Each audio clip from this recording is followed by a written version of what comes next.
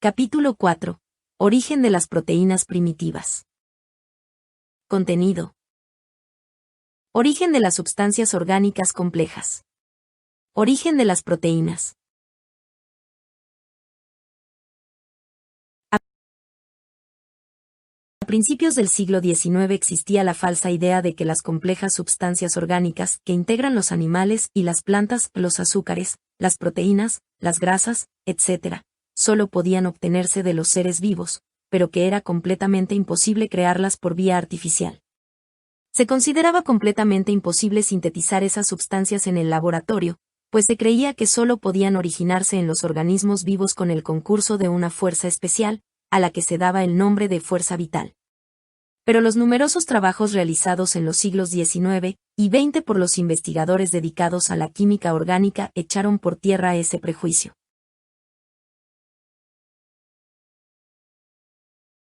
Hoy día, utilizando los hidrocarburos y sus derivados más simples como material básico, podemos obtener por vía química sustancias tan típicas de los organismos como son los diversos azúcares y grasas, numerosos pigmentos vegetales, como la alisarina y el índigo, sustancias que dan color a las flores y a los frutos, o aquellas de las que depende su sabor y aroma, los diferentes terpenos, las sustancias curtientes, los alcaloides, el caucho, etc. Últimamente se ha logrado sintetizar incluso cuerpos tan complejos y de tan extraordinaria actividad biológica como las vitaminas, los antibióticos y algunas hormonas.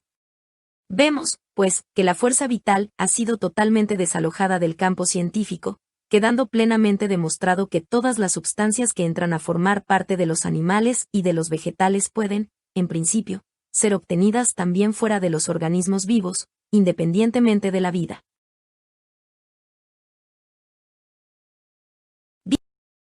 Bien es verdad que en nuestro planeta no observamos la formación de sustancias orgánicas en condiciones naturales más que en los organismos vivos, pero esto solo es propio del actual periodo de la evolución de la materia en la Tierra. Como hemos visto en el capítulo precedente, las sustancias orgánicas más complejas, los hidrocarburos y sus derivados más inmediatos, se forman en los cuerpos celestes que nos rodean sin ninguna relación con la vida, en unas condiciones que excluyen por completo la posibilidad de que en ellos haya vida. También en nuestro planeta esas sustancias se formaron originariamente a consecuencia de las reacciones que tuvieron lugar entre las sustancias inorgánicas, mucho antes de que apareciese la vida. Los hidrocarburos y sus derivados más simples encierran gigantescas posibilidades químicas. Ellos, precisamente, constituyen el material básico utilizado por los químicos modernos para obtener en sus laboratorios las diversas sustancias orgánicas que se encuentran en los organismos vivos y de las que hemos hablado más arriba. Merece señalarse el hecho de que los químicos utilizan para sus trabajos de síntesis reacciones distintas a las que observamos en los seres vivos. Pero hay que considerar que para obligar a las sustancias orgánicas a reaccionar entre ellas con rapidez y en la forma necesaria, los químicos recurren con frecuencia a la acción de ácidos y álcalis fuertes, a elevadas temperaturas, a grandes presiones y a otros muchos recursos análogos. Los químicos disponen de una enorme variedad de procedimientos que les permiten efectuar las reacciones más diversas, en los organismos vivos, en condiciones naturales. La síntesis de las distintas sustancias orgánicas se realiza de un modo completamente distinto. Aquí no existen las sustancias de fuerte acción ni las elevadas temperaturas del arsenal de los químicos. La reacción del medio es siempre aproximadamente neutra, y, sin embargo, en los organismos vivos se produce gran número de cuerpos químicos de la naturaleza más diversa, en ocasiones sumamente complejos. Esta misma variedad de sustancias producidas por los organismos animales y vegetales era lo que hacía creer a los investigadores de otros tiempos que en la célula viva tenían lugar numerosísimas reacciones de los tipos más diversos. Sin embargo, un estudio más detallado nos muestra que en realidad no es así. A pesar de la sorprendente cantidad de sustancias que integran los organismos vivos, no cabe duda de que todas ellas se formaron mediante reacciones relativamente sencillas y bastante semejantes. Las transformaciones químicas experimentadas por las sustancias orgánicas en la célula viva tienen por base tres tipos de reacciones de carácter fundamental. En primer lugar, la condensación, es decir, el alargamiento de la cadena de átomos de carbono, y el proceso inverso, la ruptura de los enlaces entre dos átomos de carbono. En segundo lugar, la polimerización o combinación de dos moléculas orgánicas mediante un puente de oxígeno o nitrógeno, y el proceso inverso o hidrólisis. Finalmente, la oxidación y, ligada a ella, la reducción, reacciones de óxido-reducción. Además, en la célula viva son muy frecuentes reacciones, mediante las cuales el ácido fosfórico, el nitrógeno amínico, el metilo y otros grupos químicos pasan de una molécula a otra. Todos los procesos químicos que se efectúan en el organismo vivo, todas las transformaciones de las sustancias, que conducen a la formación de cuerpos muy diversos, pueden, en última instancia, reducirse a estas reacciones sencillas o a una suma de ellas. El estudio del quimismo de la respiración, de la fermentación, de la asimilación, de la síntesis y de la desintegración de las diversas sustancias demuestra que todos estos fenómenos se basan en largas cadenas de transformaciones químicas, cuyos distintos eslabones están representados por las reacciones que acabamos de enumerar. Todo consiste, únicamente, en el orden en que se suceden las reacciones de distinto tipo. Si la primera reacción es, pongamos por caso, de condensación, y a ella sigue un proceso de oxidación, y luego, otra condensación, resulta un cuerpo químico, un producto de la transformación. Por el contrario, si a la condensación sigue una polimerización y a esta una oxidación o una reducción, resultará otra sustancia.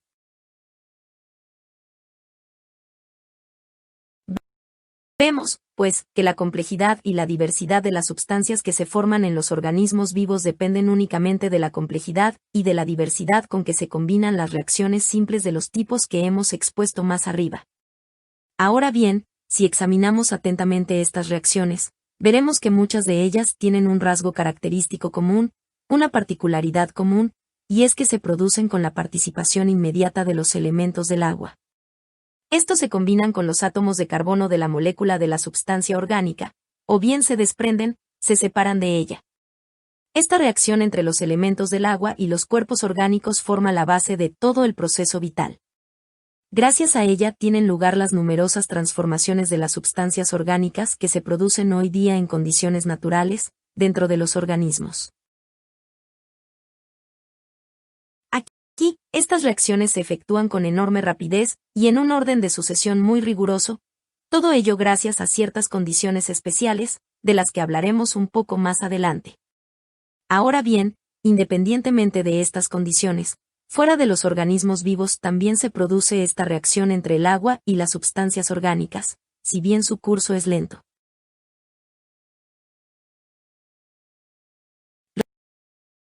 Los químicos conocían desde hace mucho tiempo numerosas síntesis producidas por esta reacción al guardar simplemente durante más o menos tiempo soluciones acuosas de diversas sustancias orgánicas. En estos casos, las sencillas y pequeñas moléculas de los hidrocarburos y de sus derivados, constituidas por un número reducido de átomos, se combinan entre ellas por los más diversos procedimientos, formando así moléculas más grandes y de estructura más compleja. En 1861, nuestro eminente compatriota Butlerov demostró ya que si se disuelve formalina, cuya molécula está formada por un átomo de carbono, un átomo de oxígeno y dos átomos de hidrógeno, en agua de calorías y se guarda esta solución en un lugar templado, al cabo de cierto tiempo se observa que la solución adquiere sabor dulce. Posteriormente se comprobó que en esas condiciones 6 moléculas de formalina se combinan entre ellas para formar una molécula de azúcar, más grande y de estructura más complicada. El académico Bay, padre de la bioquímica soviética, conservaba durante mucho tiempo una mezcla de soluciones acuosas de formalina y de cianuro potásico, observando después que de esta mezcla se podía separar una sustancia nitrogenada de gran peso molecular, y que daba algunas reacciones distintivas de las proteínas.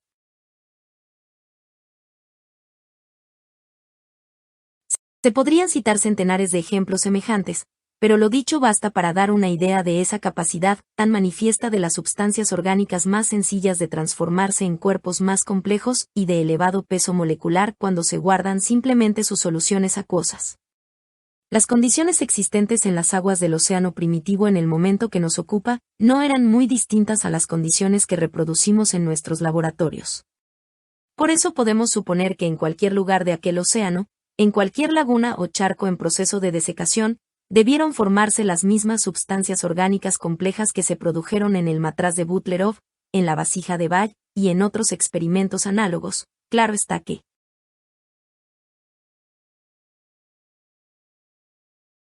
en esa solución de sustancias orgánicas muy simples, como eran las aguas del océano primitivo, las reacciones no se producían en determinada sucesión, no seguían ningún orden. Más bien tenían un carácter desordenado y caótico.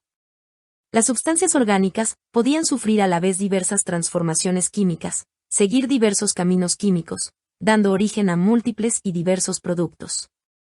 Pero desde el primer momento se pone de manifiesto determinada tendencia general a la síntesis de sustancias cada vez más complejas y de peso molecular más y más elevado.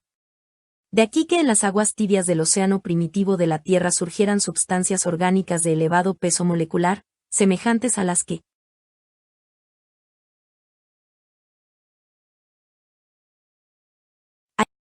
hallamos ahora en los animales y en los vegetales. Al estudiar la formación de las distintas sustancias orgánicas complejas en la capa acuosa de la Tierra, debemos prestar especial atención a la formación de las sustancias proteínicas en esas condiciones. Las proteínas desempeñan un papel de extraordinaria importancia, un papel verdaderamente decisivo, en la formación de la substancia viva. El protoplasma, substrato material de la constitución del cuerpo de los animales, de las plantas y de los microbios, siempre contiene una cantidad considerable de proteínas. Engels había indicado ya que siempre que nos encontramos con la vida, la vemos ligada a algún cuerpo albuminoideo o proteínico, y siempre que nos encontramos con algún cuerpo albuminoideo que no esté en descomposición, hallamos sin excepción fenómenos de vida.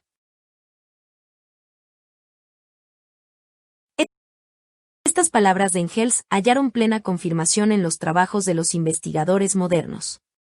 Se ha demostrado que las proteínas no son, como se creía antes, simples materiales pasivos de la estructura del protoplasma, sino que participan directa y activamente en el recambio de sustancias y en otros fenómenos de la vida. Por consiguiente, el origen de las proteínas constituye un importante eslabón del proceso evolutivo seguido por la materia, de este proceso que ha dado origen a los seres vivos.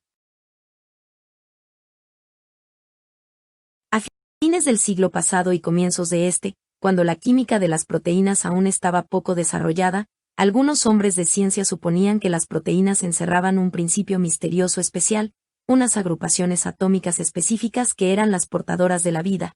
Desde estos puntos de vista, el origen primitivo de las proteínas parecía enigmático y hasta se consideraba poco probable que tal origen hubiese tenido lugar. Ahora bien, si examinamos este problema desde el punto de vista de las ideas actuales acerca de la naturaleza química de la molécula proteínica, todo él adquiere un aspecto completamente distinto.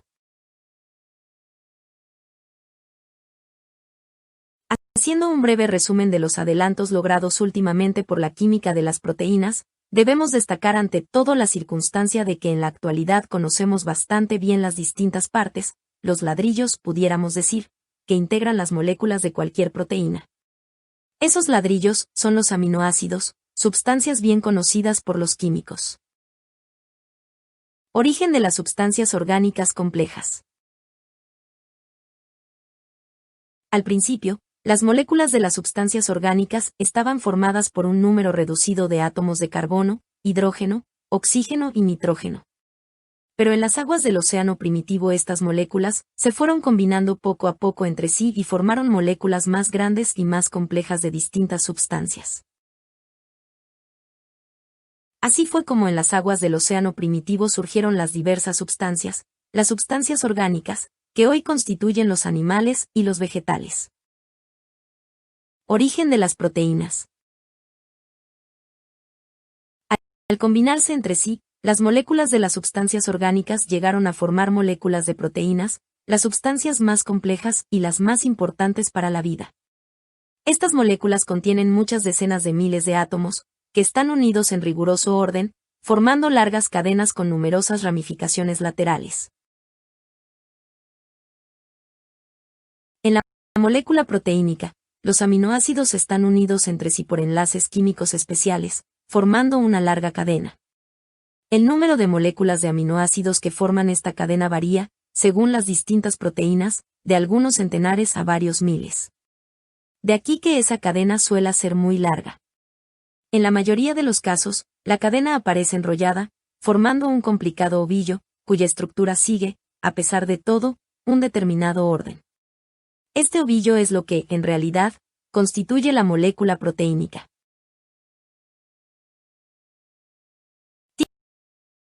Tiene extraordinaria importancia el hecho de que cada sustancia proteínica está formada por muy diversos aminoácidos. Podemos decir que la molécula proteínica la integran ladrillos de distintas clases. En la actualidad conocemos cerca de 30 aminoácidos distintos que entran en la constitución de las proteínas naturales. Algunas proteínas contienen en su molécula todos los aminoácidos conocidos, otras, en cambio, son menos ricas en aminoácidos. Las propiedades químicas y físicas de cualquiera de las proteínas conocidas dependen cardinalmente de los aminoácidos de que está compuesta. Sin embargo, debemos tener presente que las moléculas de aminoácidos que forman la cadena proteínica no están unidas entre sí de cualquier modo, al azar, sino en un orden riguroso, propio y exclusivo de esa proteína.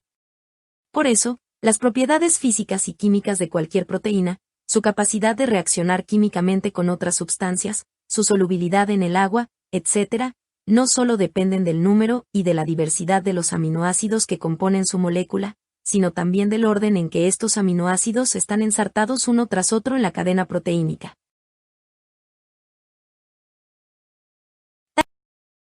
Tal estructura hace posible la existencia de una variedad infinita de proteínas. La albúmina del huevo, que todos conocemos, no es sino una proteína, y por añadidura, relativamente sencilla. Mucho más complejas son las proteínas de nuestra sangre, de los músculos o del cerebro. En cada ser vivo, en cada uno de sus órganos hay centenares, miles de proteínas diferentes, y cada especie animal o vegetal posee sus proteínas propias, exclusivas de esa especie. Así, por ejemplo, las proteínas de la sangre humana son algo distintas de las de la sangre de un caballo, de una vaca o de un conejo.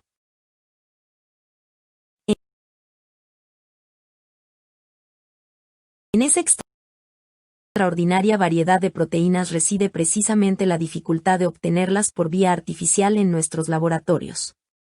Hoy día ya podemos obtener fácilmente cualquier aminoácido a partir de los hidrocarburos y el amoníaco. Tampoco ofrece para nosotros grandes dificultades la unión de estos aminoácidos para formar largas cadenas, semejantes a las que constituyen la base de las moléculas proteínicas, obteniendo así sustancias realmente parecidas a las proteínas, sustancias proteinoides. Pero esto no basta para reproducir artificialmente cualquiera de las proteínas naturales que nos son conocidas, como, pongamos por caso, la albúmina de nuestra sangre o la de la semilla del guisante. Para ello es preciso unir en una cadena centenares, miles de aminoácidos distintos, y además, en un orden muy determinado, precisamente en el orden en que se hallan en esa proteína concreta.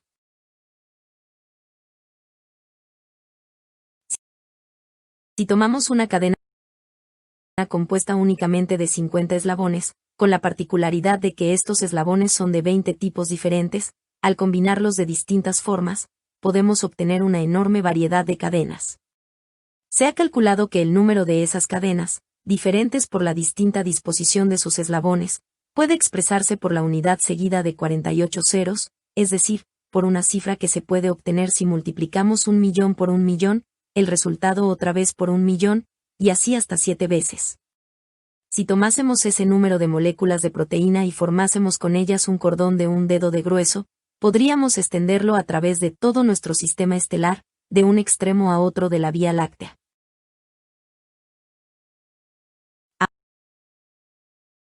Ahora bien, la cadena de aminoácidos de una molécula proteínica de tamaño mediano no consta de 50, sino de varios centenares de eslabones, y no contiene 20 tipos de aminoácidos, sino 30. Por eso, el número de combinaciones posibles aumenta aquí en muchos cuatrillones de veces. Para obtener artificialmente una proteína natural, hay que escoger de entre esas innumerables combinaciones la que nos dé precisamente una disposición de los aminoácidos en la cadena proteínica que coincida exactamente con la de la proteína natural que queremos obtener. Es evidente que si vamos ensartando al azar los aminoácidos para formar la cadena proteínica, jamás lograremos nuestro propósito. Es lo mismo que si agitando un montón de tipos de imprenta en el que hubiese 25 letras distintas, confiásemos en que en un momento dado llegarían a agruparse para formar una conocida poesía.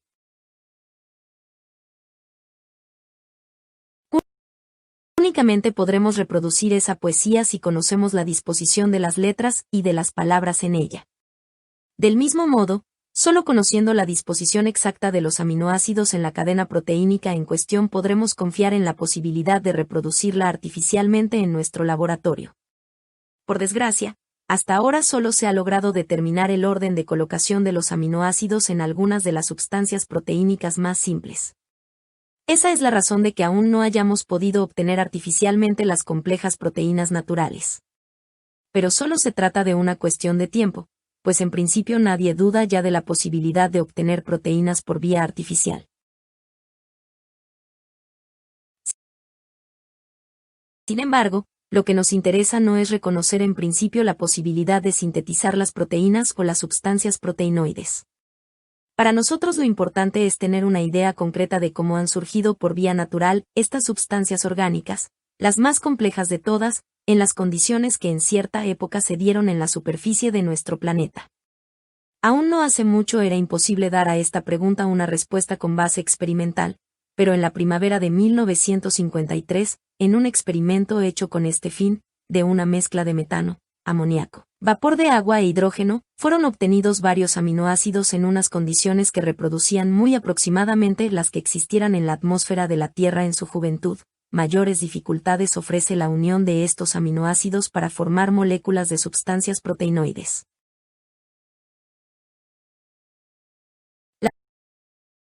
Las dificultades están ligadas a que, en condiciones naturales, ante la síntesis de estas sustancias se alza una gran barrera energética. Para lograr la unión de las moléculas de aminoácidos y formar polipéptidos se requiere un gran gasto de energía, unas 3.000 calorías. En la síntesis de laboratorio esta dificultad puede obviarse por procedimientos especiales, pero con la simple conservación de soluciones acuosas de aminoácidos esa reacción no se produce, a diferencia de lo que ocurre en el caso citado de la formalina y el azúcar. No obstante, en los últimos años se han logrado en este sentido resultados alentadores. Ante todo, se ha podido demostrar que cuando se seleccionan acertadamente los aminoácidos, la energía necesaria para la síntesis puede reducirse considerablemente, y en algunos casos es posible recuperarla mediante determinadas reacciones concomitantes. Para nosotros ofrecen especial interés los experimentos efectuados recientemente en Leningrado por el profesor S. Bresler. Teniendo en cuenta que el gasto de energía necesario para lograr la formación de polipéptidos a partir de una solución acuosa de aminoácidos puede ser compensado por el consumo de la energía liberada mediante la acción de la presión exterior, Bresler realizó la síntesis bajo presiones de varios miles de atmósferas. Operando en estas condiciones con aminoácidos y otros productos de la desintegración proteínica, logró sintetizar cuerpos proteinoides de elevado peso molecular, en los que distintos aminoácidos aparecían unidos entre sí, formando polipéptidos. Estos experimentos nos demuestran la plena posibilidad de sintetizar proteínas o sustancias proteinoides con el concurso de las elevadas presiones que pueden darse fácilmente en condiciones naturales en la Tierra, como ocurre en las grandes profundidades de los océanos. Por consiguiente, la química moderna de las proteínas nos lleva al convencimiento de que en una época remota de la Tierra, en su capa acuosa pudieron y debieron formarse sustancias proteinoides. Naturalmente, estas proteínas primitivas no podían ser exactamente iguales a ninguna de las proteínas que existen en la actualidad, pero se asemejaban a las proteínas que conocemos. En sus moléculas, los aminoácidos estaban unidos por los mismos enlaces que en las proteínas actuales. La única diferencia consistía en que la disposición de los aminoácidos en las cadenas proteínicas era distinta, menos ordenada, pero estas proteínas primitivas ya tenían, a semejanza de las actuales, unas moléculas gigantescas y enormes posibilidades químicas. Fueron precisamente esas posibilidades las que determinaron el papel de excepcional importancia desempeñado por las proteínas en el desarrollo ulterior de la materia orgánica. El átomo de carbono de la atmósfera estelar no era aún una sustancia orgánica, pero su extraordinaria aptitud para combinarse con el hidrógeno, el oxígeno y el nitrógeno llevaba implícita la posibilidad, en determinadas condiciones de existencia, de dar origen a la formación de sustancias orgánicas. Lo mismo ocurrió con las proteínas primitivas, pues sus propiedades excepcionales encerraban posibilidades que habrían de conducir forzosamente, en determinadas condiciones del desarrollo de la materia, a la formación de seres vivos. Así, pues, en el proceso del desarrollo de nuestro planeta, en las aguas de su océano primitivo debieron formarse numerosos cuerpos proteinoides y otras sustancias orgánicas complejas, análogas a las que en la actualidad integran los seres vivos. Ahora bien, como es natural, se trataba únicamente de materiales de construcción. No eran, valga la expresión, más que ladrillos y cemento, con los que se podía construir el edificio, pero el edificio como tal no existía. Las sustancias orgánicas se encontraban simplemente disueltas en las aguas del océano, con sus moléculas dispersas en ellas sin orden ni concierto. Faltaba aún la estructura, la organización que distingue a todos los seres vivos.